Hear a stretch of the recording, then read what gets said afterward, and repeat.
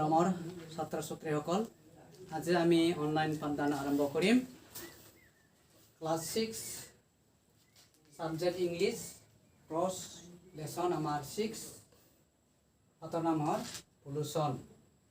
তো মৰমৰ ছাত্ৰ ছাত্ৰীসকল আজি আমি তহঁতক এক্টিভিটি 1 বাকি বিলাক কুৱেশ্যনটা আগত তোমালোকক লিখি দিয়া হৈছিল। এই লিখি দিয়াবিলাক তহঁতক এইবিলাক পঢ়ি থাকিব। আজি লাষ্ট এক্টিভিটি 1 আমি আজি লাষ্ট এটা বাকি থাকিছিল, এইটো মই এইটো লিখি দিলোঁ আই নাম্বাৰত লিখি লিখি আজি এটাহে বাকি আছিল লাষ্ট এক্টিভিটি 1 তো কুৱেশ্যন হ'ল হাউ ডাজ soil become polluted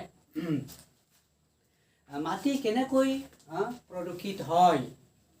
তো ইয়াৰ উত্তৰটো মই লিখিছোঁ when too much pesticides area use and non degradable waste is dumped in the soil, it leads to soil pollution। ইয়াত কি কৈছে যেতিয়া অধিক পৰিমাণৰ কীটনাশক ব্যৱহাৰ কৰা হয় আৰু অপচনীয় আৱৰ্জনা মাটিত পেলোৱা হয়, এই মাটি কি কৰি মাটিটো প্ৰদূষণ হয় বুলি কৈছে না। তো এতিয়া আমাৰ এইটো লাষ্ট এক্টিভিটি 1 এইটো লাষ্ট কুৱেশ্যন আজি আমাৰ শেষ হ'ল।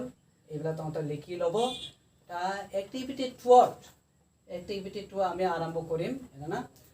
নাও right the causes of these different types of pollution in the proper columns, taking the help of information provided in the lesson one has done for you।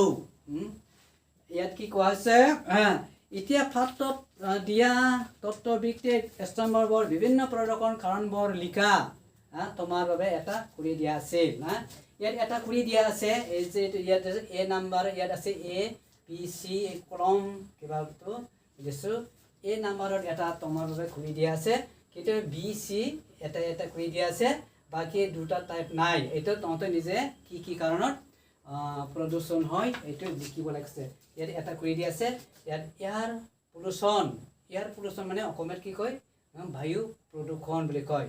তাতে এই নাম্বাৰে আছে তলত পিউমেছ অফ